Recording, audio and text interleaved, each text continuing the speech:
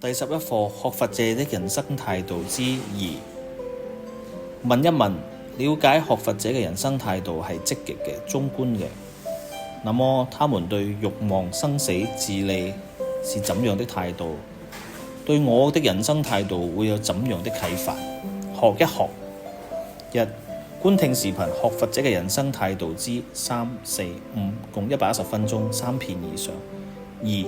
閱讀學佛者嘅人生態度之3、4、5，1片以上。記一記，摘抄金句，在各章節中摘抄金句。2. 完成思維導圖，根據本課內容完成思維導圖。以上兩種方式任選。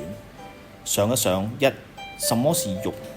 一般人的慾望有哪些種類？佛教從道德層面是如何界定慾望屬性的？學佛者對不同的慾望分別有怎樣的態度？善法欲在大小乘佛法中的不同體驗對我有何啟發？2. 佛教對生與死是如何看待的？對人生價值有什麼認識？基於此，學佛者如何面對當下的修行和死後的歸宿？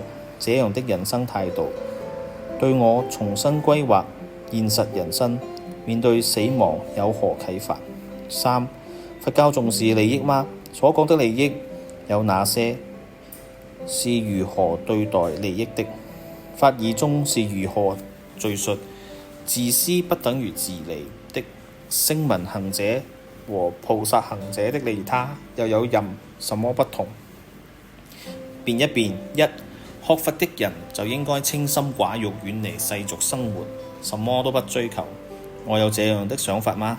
這種嘅態度與佛教所引導嘅人生追求有啲乜嘢唔一樣？ 2. 有的人覺得自己不怕死，現在努力把生活過好就可以，死嘅時候先再講，咁樣嘅想法有啲乜嘢問題？學佛者對於死亡嘅超越係建立喺啲乜嘢基礎之上？死亡呢個問題現在就需要思考同埋重視嗎？ 3. 上言說自私才能自利，我是這樣認為的嗎？大乘菩薩道是如何實現在自利的同時利他？4. 關於學佛者的人生態度，是禁欲還是縱欲？重生還是重死？自利還是利他？我還有哪些疑惑想和大家一起討論？用一用。 1. 認識到善法欲嘅價值。佛教既重生亦都重死，菩薩道是自利同利他嘅統一，結合自身當下嘅因緣，重新審視和調整自己的人生態度，感受到那些美好的體驗。 2. 認識到正確對慾望、生死、利他嘅意義，我生起了對大乘佛子嘅恭敬和敬仰之心，發願培養自己嘅善法欲和利他行。讚一讚，在交流中用心聆聽，結束前每人用一兩句說話隨喜讚歎同學們帶給自己嘅啟發同埋觸動，培養感恩心、隨喜心。念一念觀念的禪修、觀察修、思維大乘佛子立足於生命嘅高度，合理看待慾望，既關注現實人生，亦重視死後歸宿，幫助一切眾生走向生命嘅覺醒，自利利他。我要遠離學佛者係禁欲的、重死的、自私的錯誤觀念，認識並學習大乘佛法，合理看待慾望，既重生亦重死，在自利與利他嘅高度統一的修行中走向覺醒嘅人生態度。安住修，數數思維上述觀念，安住於我要遠離學佛者是禁欲的、重死的、自私的錯誤觀念，認識並學習大乘佛子合理看待慾望，既重生亦重死，在自利與利他高度統一嘅修行中走向覺醒嘅人生態度，越久越好。心態的禪修、觀察修、思維。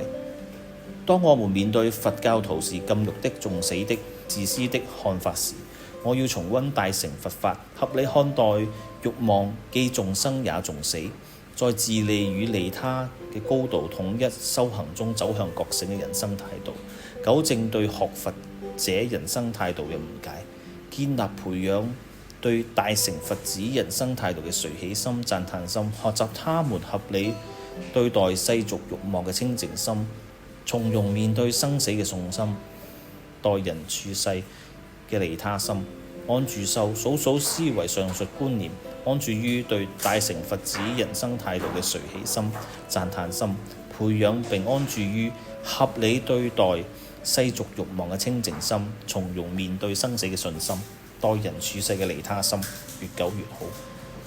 檢一檢，對學佛者少欲知足、勤修善法、既重生又重死的菩薩道修行中自利利他嘅人生態度有了正確完整嘅理解，由衷地生起見賢思齊之心，願以此成為榜樣，調整自己嘅人生態度。